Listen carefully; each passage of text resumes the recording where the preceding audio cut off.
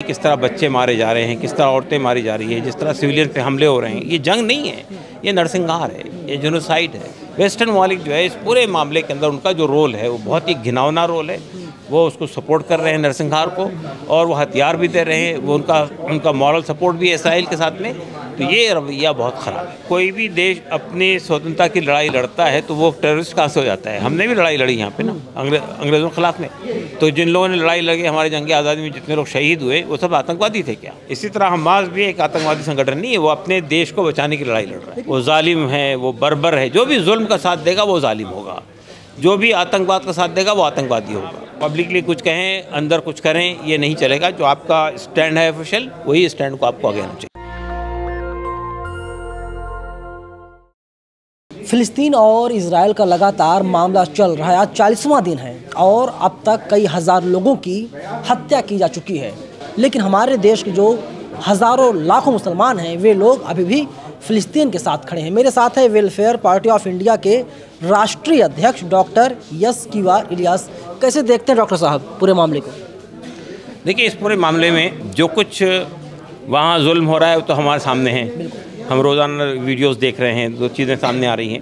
लेकिन हमें अफसोस के साथ ये कहना पड़ता है कि जो दुनिया अपने आप को सिविलाइज दुनिया कहती है, जो ह्यूमन राइट्स की बात करती है, जो जंगबंदी की बात करती है, वो अपनी आंखों के सामने देख रही है किस तरह बच्चे मारे जा रहे हैं, किस तरह औरतें मारी जा रही है, जिस तरह सिविलियन पे हमले हो रहे हैं। ये जंग नहीं है, ये नरसंहार है, ये जेनोसाइड है। तो जेनोसाइड के ख़िलाफ़ हम खड़े नहीं हो रहे हैं, हमारा मुल्क खड़ा नहीं हो रहा है, हम उसके ख़िलाफ़ आवाज़ नहीं उठा रहे हैं। तो ये बहुत ही दर्दनाक है। हमारा मुल्क जो है फ़लस्तीन के मामले में हमेशा से उसका एक ट्रेडिशनल स्टैंड रहा है। गांधी जी ने ये कहा था, जिस तरह बरतानिया के लिए है, उसी तरह फ़लस्तीन फ़लस्तीनियों के लिए। तो ये इतना सब स्टैंड होने के बावजूद भी हम इस पूरे मामले पे खामोश बैठे हुए हैं। तो हमारा कहना ये है कि हमारे देश को आगे बढ़कर लीड रोल लेना चाहिए। अगर वाकई उसे विश्व गुरु बनना है तो उसे इस जंग को रोकने में अपना योगदान देना चाहिए। दूसरी बात, हमें अफसोस के साथ ये कहना पड़ता है कि इतने सारे अरब ममालिक हैं, 56 ममालिक हैं, वो खामोश बैठे हुए हैं, वो कुछ नहीं कर रहे हैं, वो सिर्फ रेजोल्यूशन मंजूर कर रहे हैं। रेजोल्यूशन तो हम भी मंजूर कर सकते हैं यहाँ पे। आप मुल्क होने का फ़ायदा क्या है? तो उसको आगे जाके वो रोल प्ले करना चाहिए, वो रोल प्ले नहीं कर रहे हैं। तो ये भी अफसोसनाक बात है। तीसरी बात हमारी वेस्टर्न ममालिक से है। वेस्टर्न ममालिक जो है इस पूरे मामले के अंदर उनका जो रोल है वो बहुत ही घिनौना रोल है। वो उसको सपोर्ट कर रहे हैं नरसंहार को, और वो हथियार भी दे रहे हैं, वो उनका मॉरल सपोर्ट भी है इसराइल के साथ में। तो ये रवैया बहुत ख़राब है। क्या लगता है, जिस तरीके से भारत सरकार को कदम उठाना चाहिए था, नरेंद्र मोदी ने कदम नहीं उठाया। मोदी जी का ट्वीट आता है, कहते हैं कि मैं इजराइल के साथ खड़ा हूँ। देखिए, मोदी साहब ने जो ट्वीट किया था वो तो पता नहीं किस भरम में कर दिया था। जब उनको मालूम हुआ कि नहीं, हमारी पॉलिसी ऐसी नहीं है, तो फिर वो आपके फॉरेन मिनिस्ट्री ने वो जारी किया कि हमारी पॉलिसी क्या है इस मामले में। तो मेरा कहना सिर्फ ये है कि हमारी पॉलिसी जो है फ़लस्तीन के सिलसिले में ये है कि हमने 2 स्टेट सॉल्यूशन की बात कही है, उसकी हिमायत में बात उठाई है।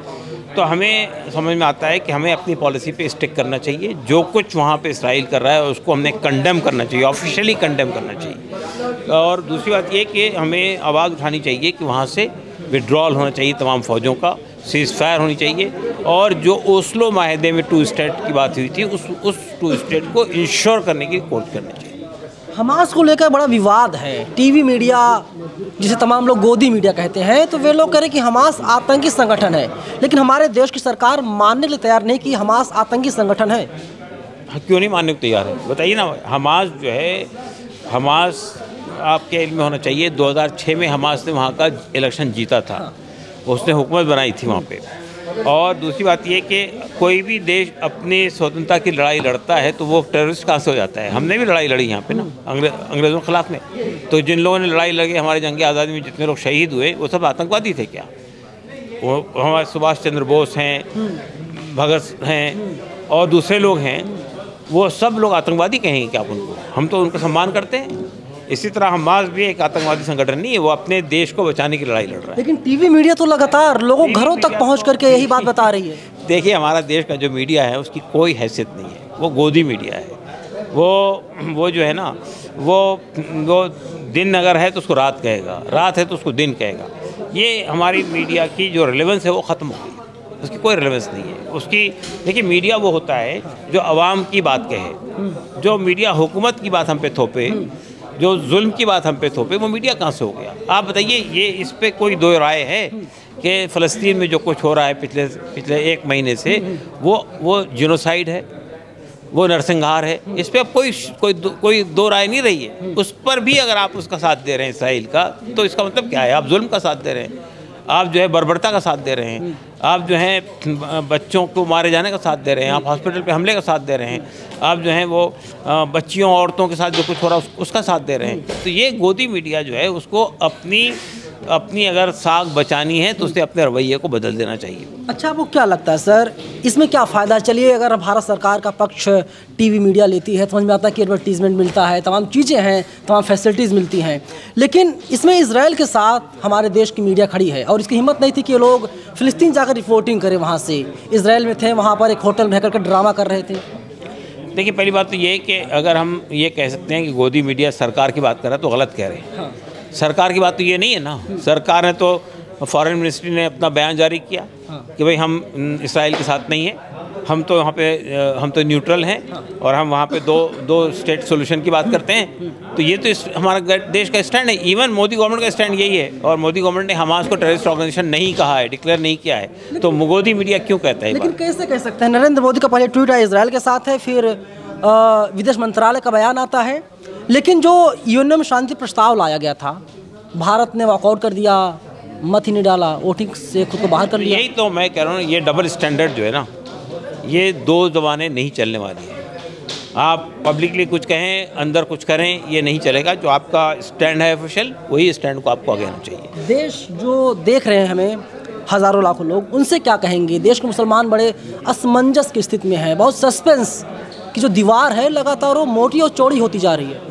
देखिए, सिर्फ देश के मुसलमान नहीं, देश का जितना सोचने समझने वाला तबका है सब परेशान है इस रवैये से कि हम किसकी हिमायत पे खड़े हुए हैं। इसराइल की हिमायत पे खड़े जो इतना जुल्म ढा रहा है। तो मैं समझता हूँ कि जो लोग भी इसराइल का पक्ष कर रहे हैं उनके अंदर इंसानियत नाम की कोई चीज़ नहीं है, ख़त्म हो गई। वो जालिम है, वो बर्बर है। जो भी जुल्म का साथ देगा वो जालिम होगा, जो भी आतंकवाद का साथ देगा वो आतंकवादी होगा। देखिए, जो कुछ इसराइल कर रहा है वो आतंकवाद है, सबसे यानी घिनौना किस्म का आतंकवाद है। एक इंडिविजुअल का आतंकवाद नहीं, स्टेट का आतंकवाद है। तो वो इसराइली स्टेट रियासत जो है वो आतंकवादी रियासत है, आतंकवादी स्टेट है।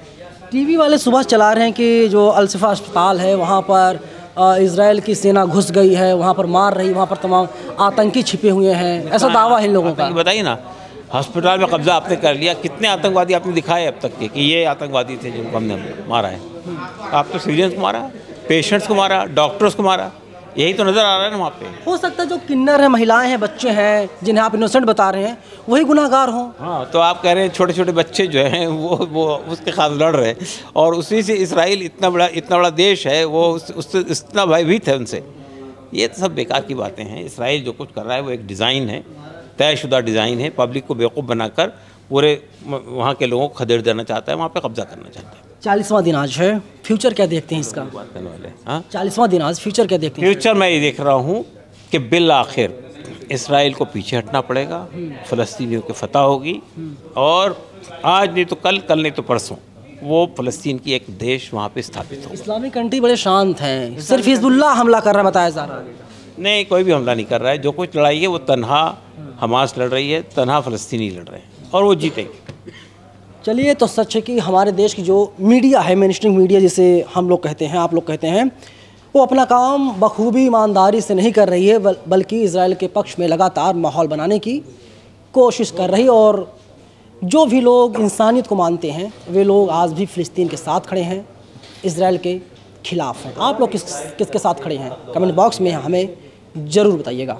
कैमरा पर्सन बॉबी के साथ में नवीन कुमानंदन, national Dastak, press club of India, Delhi. National Dastak की आपसे गुजारिश है कि अगर इसको बचाना चाहते हैं तो नेशनल दस्तक को सब्सक्राइब करने के लिए रेड कलर के सब्सक्राइब बटन को दबाएं, फिर बेल आइकन की घंटी दबाएं। नेशनल दस्तक को बचाने के लिए बहुत जरूरी है कि हर खबर को शेयर करें, लाइक करें, कमेंट जरूर करें।